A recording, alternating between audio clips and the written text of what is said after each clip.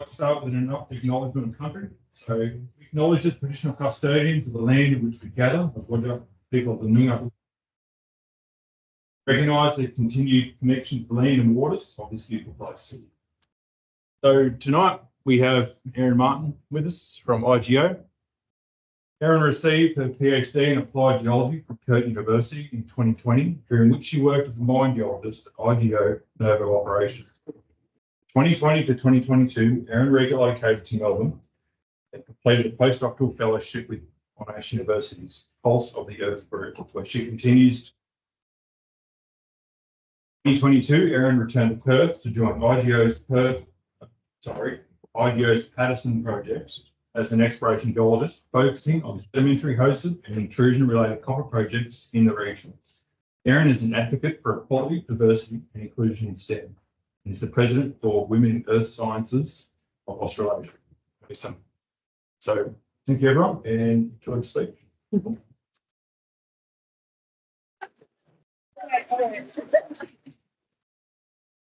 Thank you, everyone, for coming to the first talk of the year. It's so great to see so many of you here and in a new venue.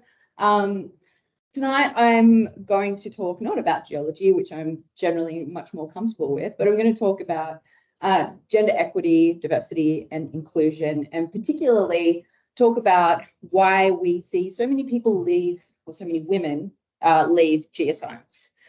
So there's a lot of reasons that women leave geoscience.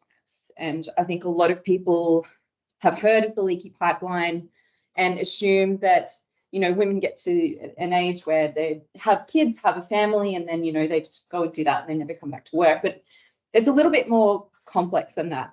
And I'm going to talk through some evidence from research that's been conducted by WOMEESA, which is Women in Earth and Environmental Sciences Australasia, as well as some other research papers. So this is not just my own opinions, we've got some actual data here, and how we might be able to address these shortcomings to help keep women within our industry.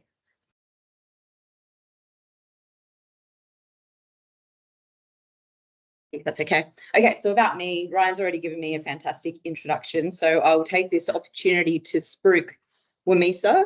As you can tell, I missed the ASC advertisement on this slide, which was last year, so excuse me on that one. So WOMEESA is a not-for-profit organisation called Women in Earth and Environmental Sciences Australasia. So we work to promote and support women working in our field across industry, academia, and government. And we do that in a number of ways. We have a database of contacts online so that people can look to other women who they can reach out to for, you know, potential job offers or PhD projects. We sit on committees as an EDI kind of, I guess, yeah, touchstone to help guide conferences and help structure EDI statements and make sure that, you know, we can provide best practice for those events to continue in a way that's inclusive and that's not excluding anyone. We also have regular events, so we have just kind of got the ball rolling for this year, but we usually try and hold an event every month. That might be an online seminar. So next month, we're looking at doing something for International Women's Day. That might be a local meetup. That might be a panel discussion. Last year at AESC, we actually chaired a session where we had some amazing speakers from quite a diverse background talking about a range of issues. And we also had a panel discussion, which was really quite interesting. So if anyone would like to join, WOMEESA is open to everyone to join, not just women. Please go to our website. It's free to join and you'll be connected to our mailing list and receive all the information about WOMEESA, newsletters, all that type of thing. Okay. So I guess the best place to start is to describe the nature of the problem. As I mentioned before, most people have probably already heard about the leaky pipeline. So that's the phenomenon whereby generally at high school and undergraduate level and even at PhD level, the gender split between men and women in most geoscience courses is pretty even. It's reasonably close to 50-50. And then as we progress through the years, from kind of this. So this is an example of ASC data from Australian universities. So different courses, environmental science and earth science, and split between Australia and New Zealand. We can see that as you go to higher level positions, so level A is kind of entry level postdoc, level E is professorship, the ratio of men to women changes substantially, and women are massively underrepresented. So this is work that's come out of a research paper that was put together by WOMEESA on a large survey that they did a few years ago in 2020. And so I'll be referring to that a little bit. If we look at the mining industry, then we see a similar type of effect. So at bachelor and postgraduate level, we can see that there's kind of a 40-60 split between men and women doing degrees that are applying to or applicable to the mining industry. And then as we move forward through career progression and through age progression, that just divides. So we're losing women out of our industry, regardless of whether it's in research or in kind of the mining sector. And why is that?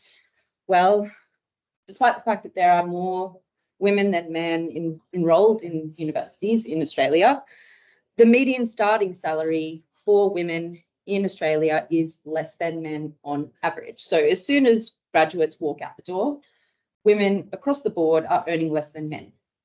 That's wholesale, that is not industry specific, but we can see that in the data.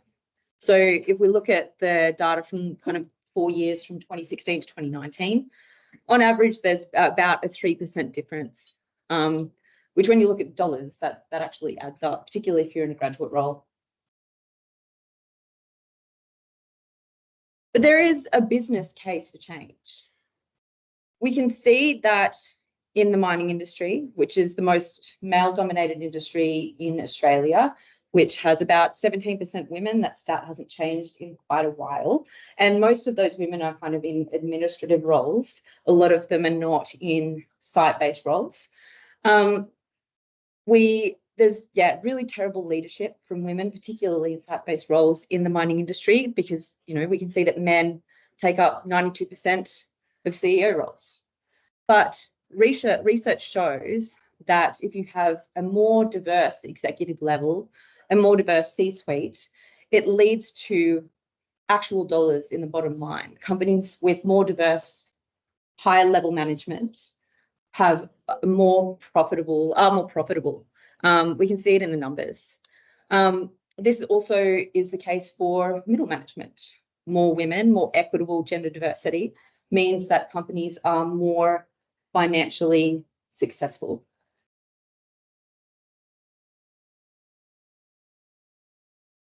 There's a business case in research and academia as well. So in the US, there's about 1.2 million PhD students, which is just phenomenal.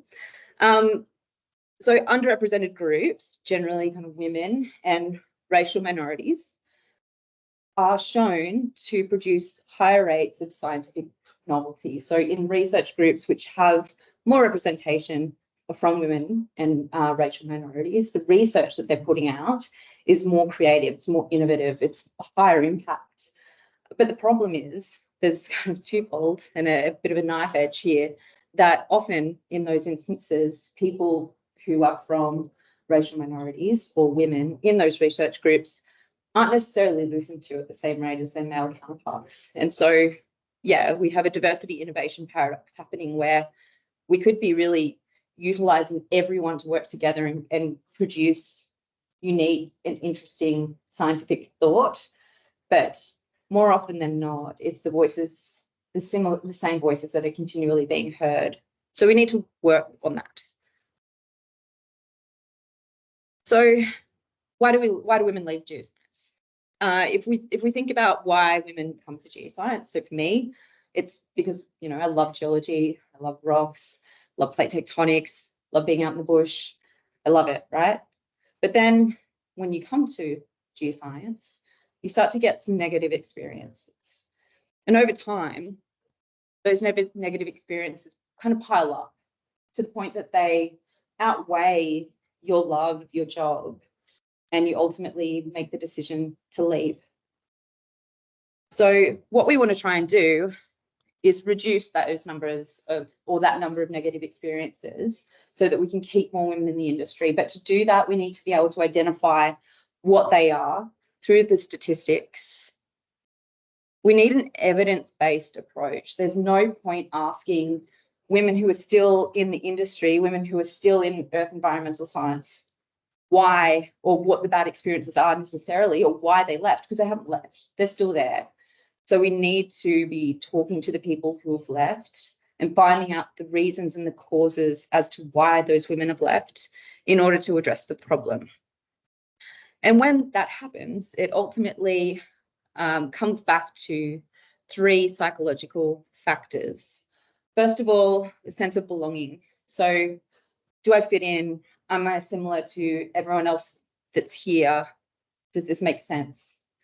Self-efficacy, so the belief in your ability to do your job. Do you feel like you're being undermined? Do you feel like you're being second-guessed? Or do you feel confident in your ability?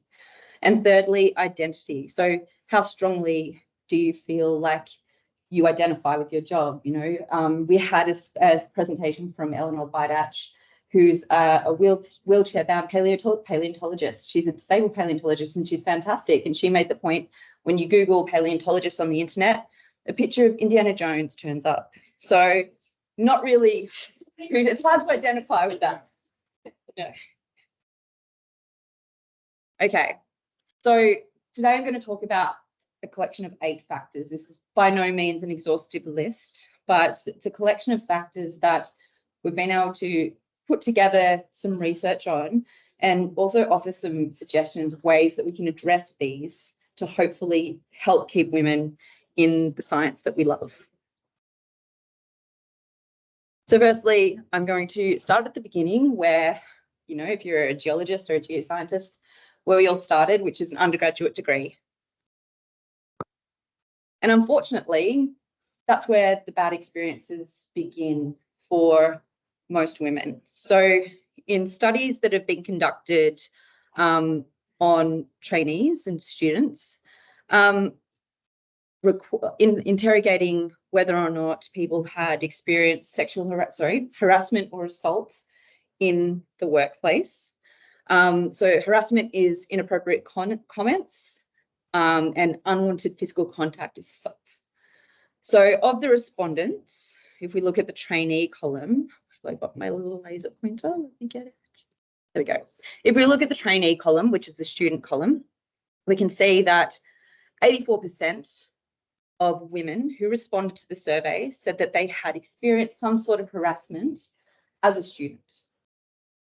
That's, you know, that's pretty horrible a statistic, but we should also look at the fact that 68% of men have also experienced harassment as a student. So we need to be looking at how we can help provide support or manage or help to eradicate those types of issues. There's also the statistics on assault. And again, those statistics are really, really horrible, but the number of women who have experienced assault generally is higher than, as a percentage, than the number of men. And if we also look at the number of respondents, there's far more women that have responded. Obviously, that's, you know, we need to look at the statistics, but if we just look at the base numbers, 113 women who responded to this survey said that they'd experienced assault as a student. So how does that contribute to your sense of belonging? How does that make you feel welcome and part of something that you want to, you know, a career in? Another area that we really need to improve on is field trips. So actually, that's what I needed to state. This is in field experiences. So this is where this is happening. This is in the field that people are feeling that they're harassed or assaulted. We need to make sure that we have a really, really solid field trip code of practice. We need to clearly be outlining in our universities what constitutes misconduct. We need to make sure that it is being signed by not only students, but staff, anyone that's going to be attending these field courses. Yeah, there's at an undergraduate level, field courses are quite different, or in field work's quite different to when you're in industry. So you have a lot more people in the field when you're in an undergrad course, usually. And so there's a lot more interaction. That doesn't necessarily correlate with things being better or worse, but we just need to be aware of the fact that lots of people in a remote location, we need to have a mutual understanding of how we can be looking after one another. So, yeah, there is another aspect of fieldwork that is a huge issue for women, and that is using the bathroom or having a pee. So this study from the University of Birmingham sets out a best practice guideline for toilet stops in the field. That's the level that we're at. I think, you know, there's potentially many field courses because we can see the distribution of male professors to female professors in our academic coursework. Many male professors who are organising these field trips might not think about the fact that women can't necessarily just jump off and have a pee wherever they like. And if they can, they might not be comfortable to. So when I was working at Monash, they hold an annual field trip to Broken Hill every year. And on multiple occasions over the last several years, female students have been taken to hospital because of dehydration, because if they didn't have to drink water, then they didn't need to pee, because there were so many people around and they didn't feel like they could find the privacy, or they didn't feel comfortable to do it. This is causing our students legitimate physical illness, and you know, it's dangerous. Like, we need to be working on this. There's a student from Adelaide University who is has prototyped her own little cape that folds down, you know, the sunshades that pop out to go on the windows of the car. She made her own prototype of a little tent that you can squat down in, that's weighted at the bottom, that folds up so you can pop it in your bag, because to resolve this problem. Like, students are having to do it themselves. We need to be thinking about this at a higher level. We need to be talking to our students. All right. We also have issues with general bias to students and perceived bias as well. So there was a study that was conducted on physics students, undergraduate physics students at Australian universities. This is actually a student from Monash completed this study. The survey interviewed 411 science students from 8 Australian universities, and it found that female students who felt higher sense of belonging were more likely to want to persist in a science career. But it also found that both male and female students experienced gender bias. So that's important to be aware of and consider, but it's also important to understand in what ways those students are feeling gender biased. So if we look at some of the quotes that are below, and in case that's a bit small, I'll read it out to you. So the example on the left is from a female student's experience of gender bias in science fields. So from their peers, they said that they've been in an all-male group before as the only female, and their ideas were disregarded. They didn't feel heard. They were dismissed. They've also had a similar experience with teaching staff who they felt like were overlooking them and listening to the guys in the class. They've also experienced gender bias outside their university from their high school teacher, which is not great. It's starting early. So if we look at those experiences compared to the quotes that we had from some of the male students who were interviewed in the study, who said that they felt like they'd been brushed off, possibly because people don't want white males, they prefer diversity over merit, or some steps that have been put in place to correct gender bias in physics, such as scholarships that are guaranteed for females, are themselves gender bias, given that the equivalent does not exist for the opposite gender. So we really need to think about the fact that male students are perceiving gender equity initiatives as being biased against them. And we need to address that. It's not worth just saying, okay, deal with it, because that's not going to get anyone inside. That's not going to get us all to the same place. We need, more education around the necessity of equity initiatives. So in terms of remote exploration fieldwork, if we're looking at fieldwork that's outside of the university, we need to be thinking about providing access for privacy to use a toilet, particularly if we're in extremely unvegetated areas. We don't need a portaloo. There needs to be something discreet, non-permanent, mobile. We've put people on the moon. We can figure this out. Something else that's really not often considered, I think, is the hygienic use and disposal of period products. If we're in a remote field camp, if we don't have access to running water, if we're really remotely mapping, then, you know, if a woman's on her period, then how do you sanitarily change and dispose of period products? This is something that needs to be discussed.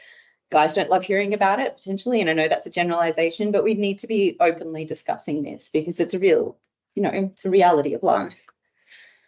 And the gender split is good in some geology teams that we have in the field, but what about field support crews that we have on some of our sites? Do women feel supported in those, particularly if they're largely outnumbered?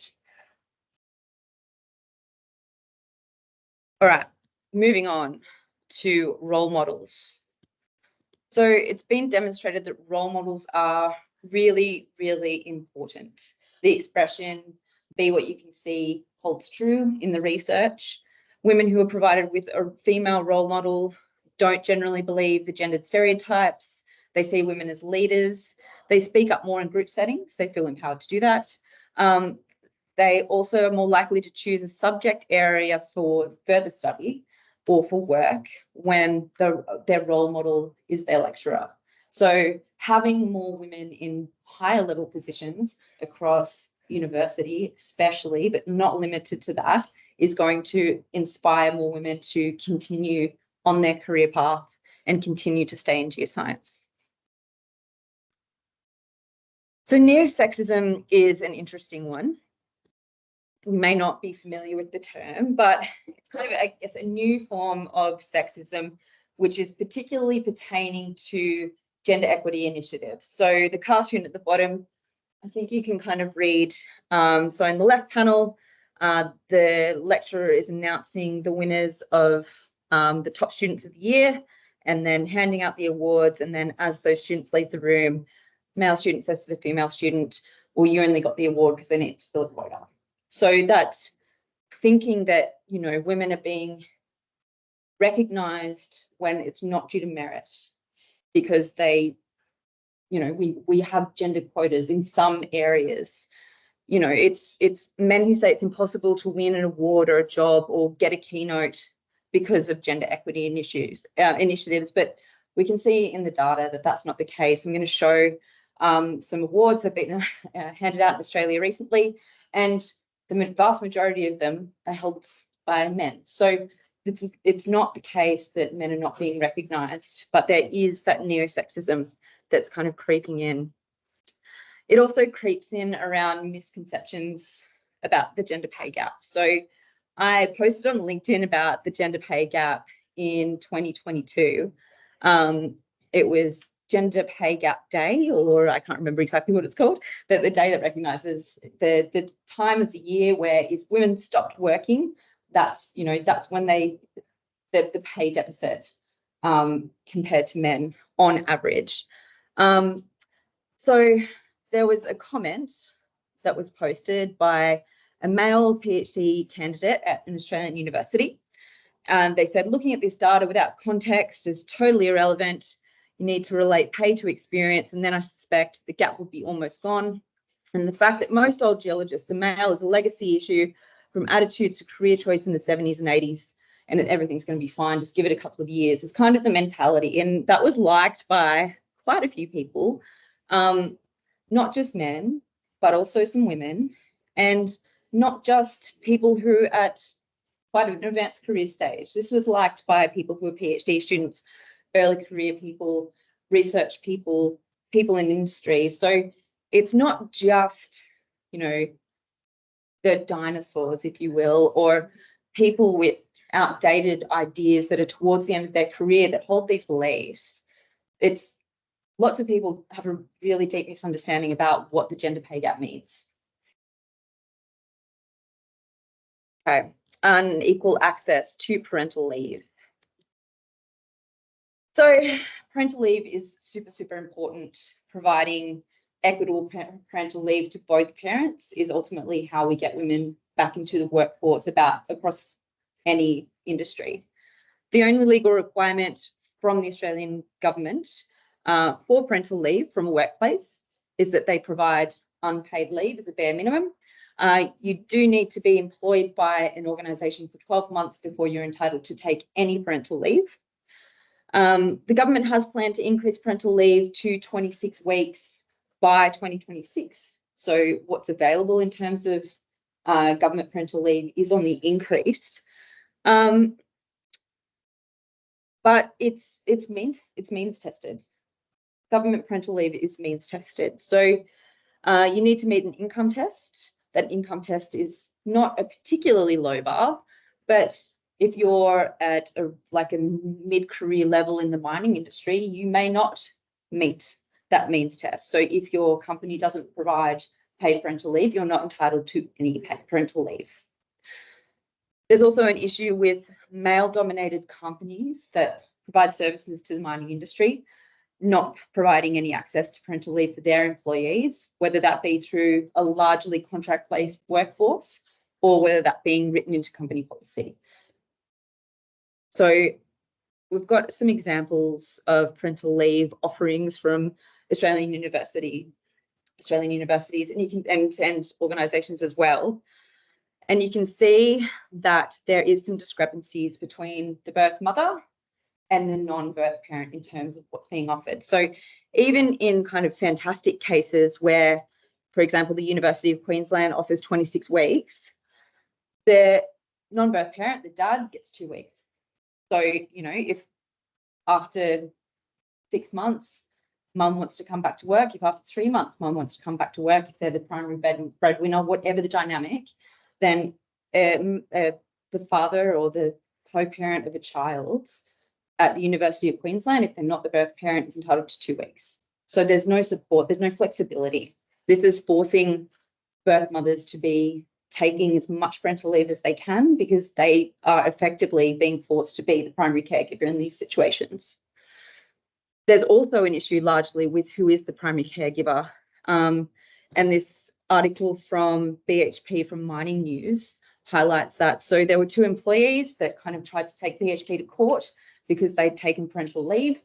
And BHP won that because they found that they weren't actually the primary caregiver. So because they weren't the primary caregiver, they weren't allowed to take that parental leave.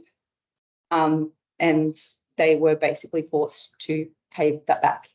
If you have a situation where you want to share care of your child, if you want to do it in a flexible way, it's really, really hard to do, particularly in Australia.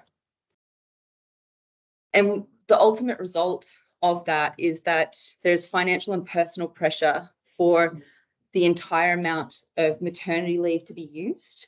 Often women will, or the birth parent of the child will return to work part-time and maintain primary caring responsibilities.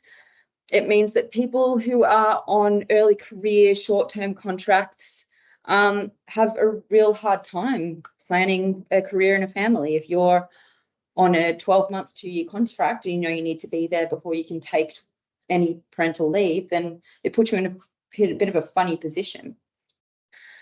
There's a real lack of flexibility that I've talked about, particularly with the non-birth parent. It prevents women getting back into the workforce. And it prevents equity in families, and it contributes to the sustainability of women taking on the majority share of unpaid household work.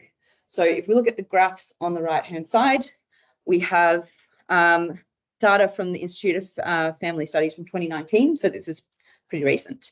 On the left, this is the life of a father a year before and then 12 years post the birth of their child. And this is the life of the mother. Employment is the pink line. Parenting and childcare is the blue line, and household work is the yellow line. So before they have their kid, dad's working a bit more than mum. Both of them are doing no child rearing, which is not really a surprise, and they're doing about the same amount of household work. Once the child is born at point 0, and for the future of the next 12 years as the child grows up. The amount of time spent at work for the dad doesn't change, stays the same, keep business as usual. The amount of time they spend parenting increases rapidly when the child comes along, but then decreases gently over the next few years. And the amount of housework that they're doing stays pretty much the same as well. If we look at what happens to the mum, immediately as the child's born, their work goes way back down to less than 10 hours a week. And then it gradually increases over the next 12 years, but never ever gets back to the point that it started before she had the child. Their mum's parenting responsibilities and the hours she's spending increases dramatically, much more than dad, and then decreases slowly over the years, but again, never to a point that's equal with dad. And the amount of housework they're doing jumps up substantially and then stays pretty level, always higher compared to what's being done by dad. And that's data from Australian households. This is not made up. This is not just a concept. This is real. And this is something that we need to address. Unconscious bias. So we all have unconscious bias. We're humans. We've had experiences in lives it's impossible to avoid. We need to be aware of it. So unconscious bias makes us kind of make judgments quickly based on the information that we have already and our experiences. We can classify people based on their characteristics, whether we know we're doing it or not. For example, affinity bias, you'll have a good impression of someone if you've got kind of shared interests. The go-to one's always like, oh, you know, we like the same footy, something like that.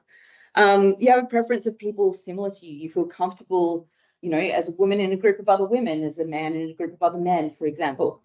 Overconfidence bias, belief that your feeling about the situation is more accurate than the objective criteria. So this can quite a lot happen during evaluation of job interview people. For example, if someone has a fantastic application, a wonderful resume, is a really, really nervous interviewer, then despite all the information you have on paper, you might decide that, oh, yeah, no, I don't think they're right for the job. And conforming with the majority, that's just not wanting to, you know, rock the boat, not wanting to put a foot out of line when everyone's already agreeing, you know, I don't want to cause problems. So there's a really cool way to figure out what your biases are. It's called the Harvard Implicit Bias Test. So you can jump online and it just kind of makes you aware of where your biases lie and what you should be looking out for, or how you should be kind of supplementing your opinions based on other people's input. So there's also a study here about gender bias in terms of recommendation letters to postdoctoral students. PhD students for a postdoc. We all know how competitive postdoctoral research fellowships are. Like a recommendation letter that says this person is amazing compared to this person is very good can be the difference. And what that showed, that of 1,224 recommendations from 54 countries, female applicants are only half as likely to receive an excellent letter versus a good letter. So does that mean that half of the women are only good and not excellent, or is there some bias happening there? Barriers to jobs and awards, that kind of is quite hand in hand with unconscious bias. So ways we can address barriers to jobs and awards is to make sure that we have a selection process that's not subjective. We have objective selection criteria and what we're doing and how we're selecting the candidates and the winners for these awards and jobs.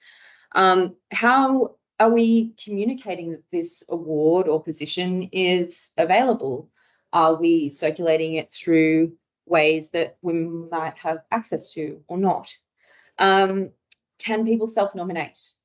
Because of unconscious bias, sometimes the woman in the team or the company might not be the first person that comes to mind. So if someone can self-nominate and think, yeah, no, I think I would go pretty well in the running for that, that can be a way that we can increase diversity in those types of areas. Timeframes to submit an application. We just saw that women are doing heaps of housework and looking after the kids, so they might need a bit longer to actually complete that application and get it in really short time frames generally means that there's an unequal gender representation in applicants. Selection process is objective. Are the team leaders considering gender representation in group settings? For example, who's speaking at your conference, who's leading your workshop, and what's the accountability for that? Is there anything built into the organisation to make sure that we're not picking the same people every time, that we're, presenting our best staff and a diverse cross-section of our organisation? And representation diversity across search committees and interview panels. So no one likes a manel, which is a panel full of men, but equally, we don't want a panel or an organising committee that's solely looked after by women. We're seeing more and more, I'm seeing more and more, that there's lots of organising committees for conferences, for events that are mostly just women. And we need input from everyone. We need these to be diverse groups in both ways. So you can see here, I think some of my slides have been mixed up, that's okay. You can see here that the list of awards from the GSA and the GSNZ for kind of the last little while is listed. I think it's for the life of the award, actually. So we've got the percentage of female to male employees. In Australia, most of the percentage of female employees is nothing, and the current award holders are all male. Slightly better statistics in New Zealand, but still all the current award holders, this was from 2020, are all male. So men are still winning awards. We need to be thinking about making sure women are being put up for these as well. And somehow my gender pay gap employer gender data has jumped to there rather than being with the gender pay gap slide. I must have done that myself, but I don't remember doing it. So keep an eye out for the end of this month. The Australia Gender Equity Association is basically, there was a decision nationally to require that companies with more than 100 employees must release their gender pay gap statistics.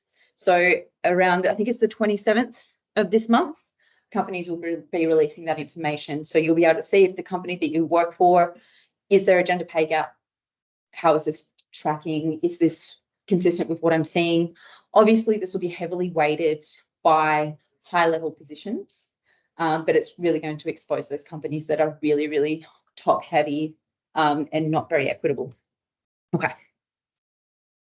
So equity and diversity when we're getting people to come and work with us in recruitment. In advertising, we need to make sure that we're using inclusive language, not kind of catchphrasey language that's exclusive and might make people think that, I don't know if that's me, because more often than not, people who are feeling that are women or people from more diverse backgrounds. A natural leader can concede in a competitive environment that might be heard as, I'm going to have to really raise my voice to get over these people who are really aggressive. It doesn't paint a picture of inclusivity. Commitment to flexible work arrangements, diversity, equity, and leave. Having jobs open for a long period of time, similar to awards. Asking a diversity group to advertise it to their members. For example, if you send a job that's being advertised to WOMEESA, then we can send it to all of our members, and we've got a fantastic pool of over 1,000 members, not just women, who will see that job and can circulate it in their groups as well. And then monitor the diversity of the applicant pool before the job closes. It's really hard often once the job is closed to reopen it again, and if you don't have any or very few female applicants, then you're kind of stuck with what you've got. So if you can keep that job open until you have a reasonably diverse pool to select from, then that's the best way to go. The selection committee should be at least 30% women, 30% men, and 40% other. Make sure they've completed unconscious bias training so that they are able to recognize their biases, but don't assume that a diverse committee is an unbiased committee. It's just not the case. We need to be thinking about this all the time. When you're shortlisting, set out an agreed list of criteria at the start. It shouldn't be a gut feeling about someone. It should be a tick list and how these people who are being shortlisted satisfy that list. But at the same time, being open about non-traditional and diverse career pathways. So if someone is applying for a job, if women's applied for a job that's had some time out from, parental leave or whatever may be the case, then they're not going to necessarily have exactly the same career path as someone who might have gone from university to PhD to industry to, senior industry or something along those lines. Be wary of assessing the fit of an applicant. That's inherently an unconscious bias way of thinking about a person. If you think that there needs to be a fit of someone in terms of there being a lot of remote work in a role, ensure that's in the job application and address it in the selection criteria. And assess beyond metrics like number of publications, number of grants, H indices, or number of years experience. Look more deeply, look at different experiences and how they can be applied. And in terms of assessment, ask applicants, so at the interview, ask applicants to describe or summarize their most significant career achievements. This might pull out more than what you've been able to get in a written resume document. It might get you to really see what those transferable or hard skills are that a person might not otherwise know how to communicate into a job. And consider embedding diversity questions into your interview. So how would you go about recruiting diverse students or other staff to this role, for example? Okay, workplace arrangements that don't suit mothers. So once we have got mums back to work, we need to make sure that they can be there, that they want to be there, that they're not feeling like they are not welcome there. So making sure we have private rooms available for breastfeeding mums is a really, really basic one. Women shouldn't have to choose between breastfeeding their child or feeding their child and going back to work. We can make this happen. We just need somewhere for women to go that's not the toilet. Flexible working hours. So just having meetings between 10 a.m. and 3 p.m, avoiding those school drop-off times, being okay with working from home or working remotely, providing access to childcare through your employer. If that's something that your employer is able to do, then, bringing the kids to work, to drop them at the creche at work is so much easier than trying to find care elsewhere. Flex roles, particularly in FIFO. So flex often doesn't mean flex, and a company will advertise that they have flex roles, but it's on their terms. So there was a lot of kind of discussion about, is there the possibility for FIFO roles to have shared roles, with two women or two people who are coming back from parental leave to be, on an 8/6 roster, but alternating and sharing the job. Access to part-time parental leave. Generally, this is not available in most workplaces. So when you decide that you're finished with your parental leave or you want to come back to work, you need to come back to work part-time. You can't decide to come back to work part-time and I've still got X number of days of parental leave in the bank, so that fifth day a week I'm going to take as parental leave. Family-friendly FIFO rosters, I mentioned that before, and shared roles, and also just having flexibility in 9 to 5. We know that more often than not, many people are doing bigger hours than they are rostered. So is there a possibility to do a full-time role in a 4-day week? Do we have that flexibility? I think that we do. Okay, so the last one is quite a heavy one. I am about to talk about sexual harassment and assault. So please, if that's an issue for you, if you're not comfortable, then maybe pop out for the rest of the talk, come back in about 10 minutes. If not, if you need to speak to anyone after, please do. So in 2022, the West Australian government published their report into their investigation of sexual harassment against women in the FIFO mining industry, and it was horrific. Mining was one of the 5 worst industries identified by the Australian Human Rights Commission. 40% of workers and 74% of women workers in the industry reported being sexually harassed in the last 5 years. Mining in general, and FIFO in particular, has long had most of, if not all, of the major risk factors for sexual harassment and assault, including a poor culture, including a general tone of workplace, where incivility is common and accepted as just the way things are here, acceptance by leaders of poor behaviours, protection of high-value workers above others, and the misuse of drugs and alcohol. Gender inequality, including rigid roles and stereotypical relations, aggressive male-male peer relationships, and disrespectful women generally, and power disparity in the workplace, where managers and supervisors have relatively unfettered power over dismissal, promotion, or reward.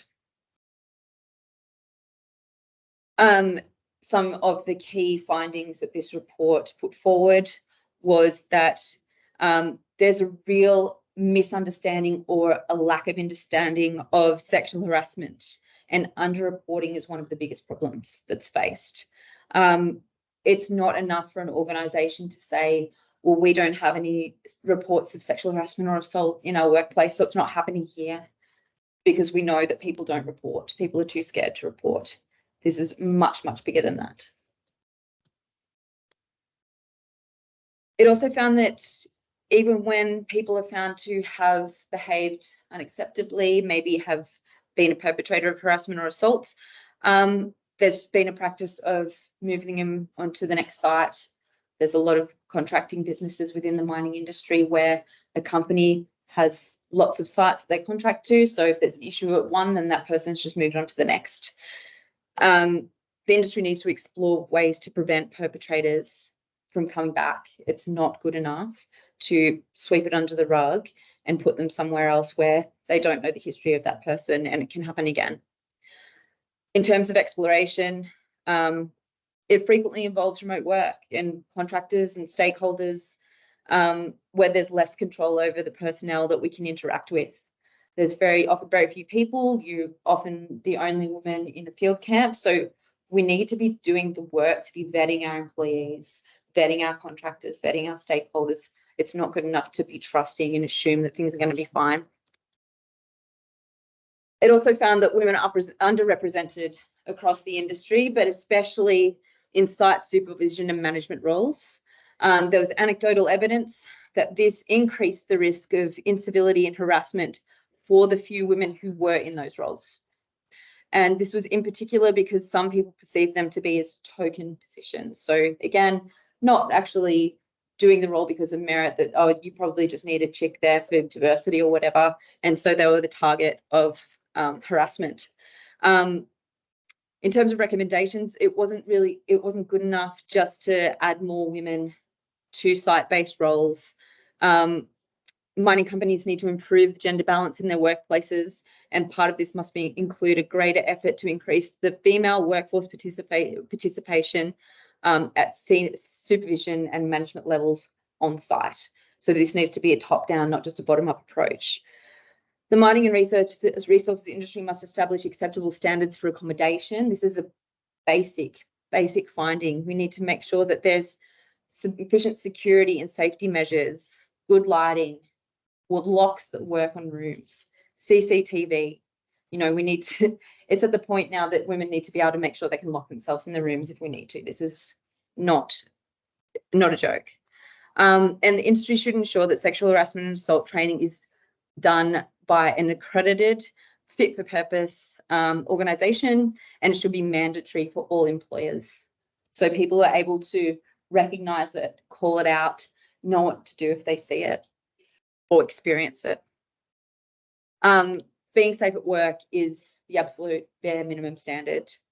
Drastic industry changes are needed, and companies need to be seen to be walking the walk, not just talking the talk. But it's not just the mining industry that are having these issues. There was a report in the conversation in 2022 as well that Antarctic stations were having serious issues with harassment and assault against women. An external review of the culture at Antarctic research stations detailed abusive and harassing behaviours. 72% of women report being harassed, and the report author believes it might be unethical to continue to send women to the stations if behaviour can't be stamped out. So it's at the point where it's not safe to send women to do the job there anymore because of these issues. It's not good enough, and things need to change. So beyond sexual assault and harassment, which is unacceptable and is generally, it's a single cause for women to leave, it's a single trigger. Putting that aside, the collection of experiences that I just described are what over time build up to lead to women wanting to leave. There was an article published on LinkedIn by a geologist who had decided to leave the exploration industry. And I think a quote from that really summarizes the overall concept of this. Over time, it wasn't any one of these events that caused me to want to quit the industry. It was the build up and piling up of each event, along with others, that eventually just made me overflow with uncomfortable feelings and disgust for the industry. So consider this a call to action. Consider this your awakening to look around where you work, where you study, to see what you can recognize in these types of behaviors and these type of systems, and ways that you might be able to promote and try to enact change within them. I think we need to work together, but it's not only our responsibility. The more that we can communicate this, the more that we can get people to hear this, hopefully we can start to reduce those negative experiences and ultimately keep women in this profession that they love. Thank you. That's it from me.